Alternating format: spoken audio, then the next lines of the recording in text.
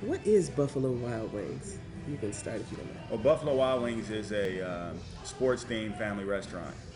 So it was founded over 30 years ago by two gentlemen in Ohio, and over the last 10 years, they've experienced a lot of growth. When we became involved with Buffalo Wild Wings 4 years ago, and have been operating restaurants for the last 18 months. Buffalo Wild Wings, from my understanding, were originated in upstate New York, in Buffalo, New York.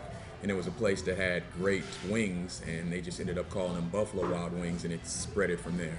Okay. This is your second franchise. Correct. How did you get involved, in the whole Buffalo thing? Why not a McDonald's? Well, I think I saw the brand.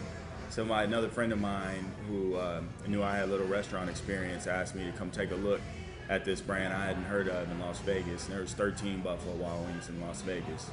So I went and took a look at it, and I fell in love with it. And I realized immediately that there was a void in the marketplace in Southern California for sports bars or sports restaurants or anything that had some of the competencies that national brands tend to have. And so I thought it'd be a great opportunity, and so I mentioned it immediately with Ed, and Ed was on board as soon as I said I thought it was a good idea. What do you feel about doing business in the Crenshaw district?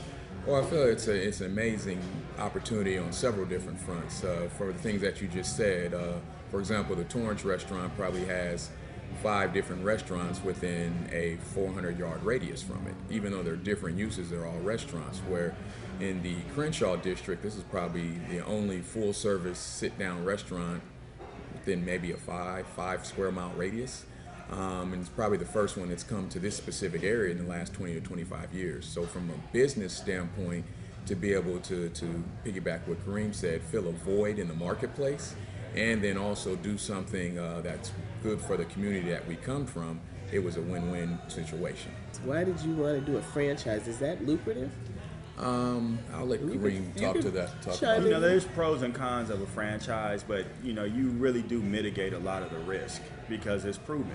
You can leverage what's already there in terms of people being familiar with the brand and what the brand is about. So people were excited before we opened the doors just because of the familiarity and the national advertising, and being able to have a collective with other franchisees who are adding to the pot to spread the word about what the brand is doing. That's customers, but what about getting the local politicians and all the financial people and all that, getting them excited? Who was your inspiration? That was a good question. That was basically, it was putting in work. And what I mean by that is using the examples of local politicians, the different community groups. We went, before we even broke ground, and went to every different community group, sat there, gave a presentation, told them who we were, what we would like to bring to the community, and why we'd like to bring to the community. And then we were able to get a consensus from the whole community saying, yes, we'll support this, and this is a great idea for the community. So it started at a grassroots effort, just putting in the effort and the work to make that happen. Since I've been here, I've seen these beautiful people walking around carrying your company colors, and Councilman Bernard Parks at the recent King Parade said, they've hired over 100 people. Mm-hmm. Is that true? Yes. There's two phases of it. You have temporary, which is temporary hires, which is the construction phase, and you have permanent hire, which is after construction is done, the employees that work here day to day. So when you have both those phases, it's well over 100 people. And just specifically for the permanent hires is 100 people, and the majority of them are from this community, which is a great thing. See. Yes. It's just amazing. Any advice to anybody who wants to follow in your footsteps and become franchisees? Take your time and do your homework. This wasn't an overnight process.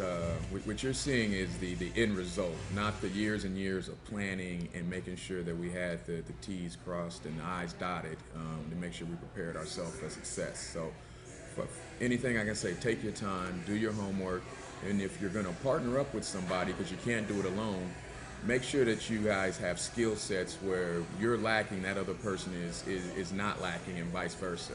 If you got 2 financial people, it's probably not going to work. If you have 2 operations people, it's probably not going to work. You need a good team with complementing skill sets to make that work. And just from a business standpoint, period, it's great to do business with your friends, but make sure that your friends are what's the word we can use? Make sure that they're competent in what you want to have them do business with, because if not, the friendship will probably end very quickly. Yeah, I can imagine.